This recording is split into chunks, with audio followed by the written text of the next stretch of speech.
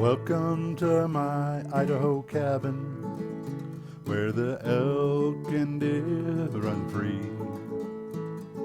Welcome to my Idaho cabin, hope you spend a little time with me. Hi everybody, this is Rick. Welcome to my Idaho cabin. Hi everybody. Sorry about the being remiss about making videos here the last couple of weeks, but it is hunting season here in Idaho, or it was. I didn't get my elk, but I did get a deer. So anyway, today I'm going to use Big Red here, and we are going to make venison chili. But we're going to do it two ways. I'm going to show you not only how to prepare the chili, but also how to process it, how to can the chili in a pressure canner. So stick around, I'll show you how I do it. Today I'm going to use the KitchenAid grinder attachment to process the meat rather than my other just pure meat grinder. But anyway, when you're making chili, I like to use the 1/2-inch die or plate when I make chili. It gives you a coarser grind, and I like the chili to still have some bite to it, and that's why I don't use hamburger or the hamburger grind. I like the big ones. I either hand chop it or I use the 1/2-inch die.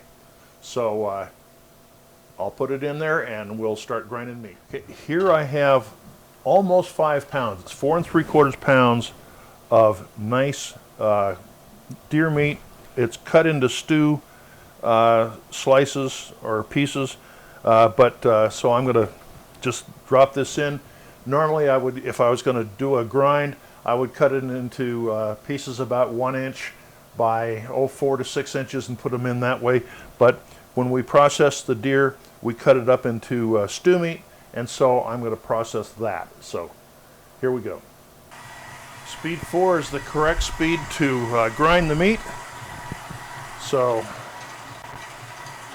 here we go.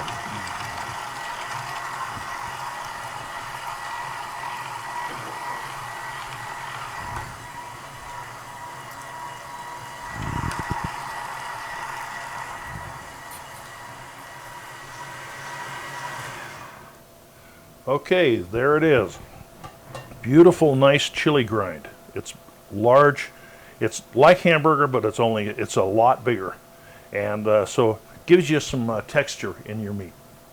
Anyway, we're ready to go. This is a nice heavy bottom pot that is over medium-high heat, and I'm going to add a little oil to the bottom, and we're going to saute the beef until it's browned. And then I'll remove it to another bowl, and we'll do some sausage. So when the beef is completed, I'll be back with you. Okay, the meat and the venison and the sausage have all been browned right here, very nicely browned. Now here are the vegetables. There are onions, tomatoes, jalapeños, garlic, and bell peppers, red and green bell peppers in there. So this is going to go into the pot, and we're going to saute that. Get them nicely softened up. So when we get to that point, I'll bring you back. Okay, now that the vegetables have softened nicely, I'm going to return the meat to the pot.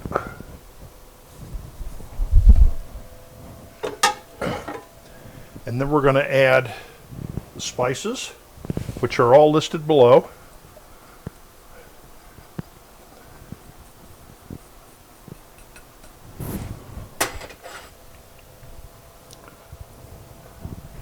Two cans of diced tomatoes with their broth, with the juice.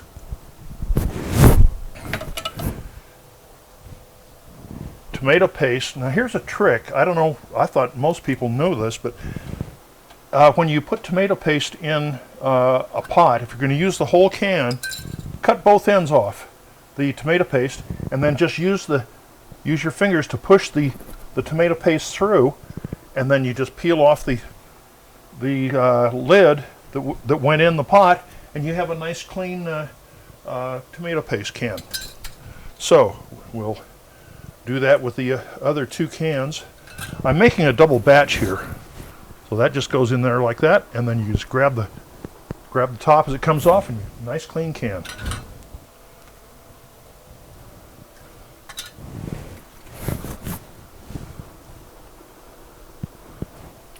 There you go.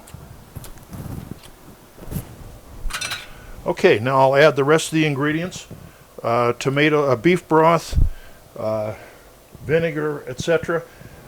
It's all listed down below, and then we'll stir it up and start it to simmer. Now this recipe calls for a can of beer, or in this case I'm doubling it, 2 cans of beer. And whenever I add beer to a recipe, it's always red Bud. I just happen to like that. It seems to give it the best flavor. But it's not an advertisement for them, but I had to buy this one special because I usually drink Bud Light. But red Bud, the regular full strength, is I think the best tasting in a stew or a chili. Okay, there's the chili all stirred up and ready to go. Now I'm going to put the top on this and bring the heat up just a little bit to a simmer, and then we'll simmer it covered for about 2 to 3 hours. And then I'm going to add a couple more tablespoons of chili powder, and it should just about be ready to go. So at that point, I'll bring you back. Okay, the chili has been cooking for about 2 to 3 hours, and now I'm going to take it out and put it in the jars for canning, and then I'll put the rest back on the stove and let it cook until it's finished cooking. But I want to take this out now for putting in the jars because it's going to cook in the jars, and I don't want it to get real mushy if I let it cook the whole way first before canning it. So we can it about midway through the cooking process. Well, there's the finished product. One heck of a good bowl of chili with some nice sharp cheddar cheese on top. Meal fit for a king.